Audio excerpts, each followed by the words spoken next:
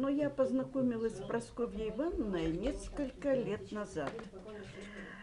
Вы знаете, мне нужен был, как это сказать, человек, который бы помог мне писать стихи. И я спросила, говорю, вот, а кто же может, ну вот так, и посоветовать, и направить. И мне сказали, вот Чисталева Прасковья Ивановна. Самое интересное, мне, я такой человек, вот, мне дали ее телефон, и я, так сказать, без предупреждения явилась к ней. Вот дали адрес, дали телефон. Звоню, она спрашивает, кто? Я говорю, вот так-то и так-то пришла к вам познакомиться. Она пустила меня к себе. И после этого мы очень часто общались. Она читала свои стихи, я ей читала свои, она давала какие-то рекомендации. Вот. Ну и надо сказать, что вот ее уход – это, в общем-то, большая потеря для меня. Потому что потом уже, когда у меня болели ноги, мы с ней подолгу разговаривали по телефону. То есть связь не прерывалась. И даже вот в мае 2016 года мы с ней говорили, а потом я уехала в деревню. Я прочитаю стихотворение о ней.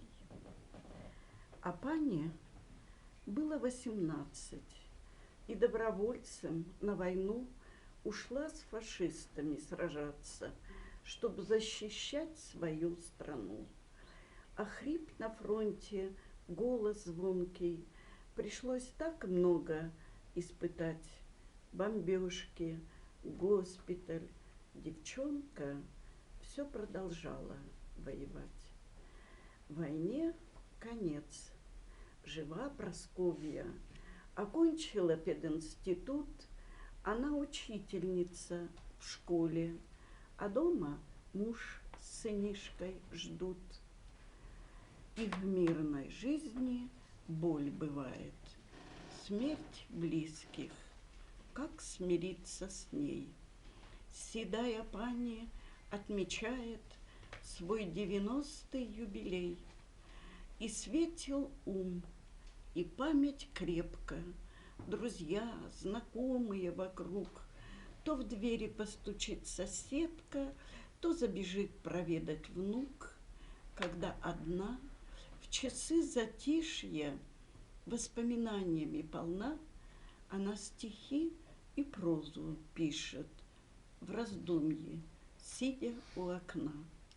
Есть чем с людьми ей поделиться, и есть о чем им рассказать. И вот на чистые страницы ложится слов святая рать.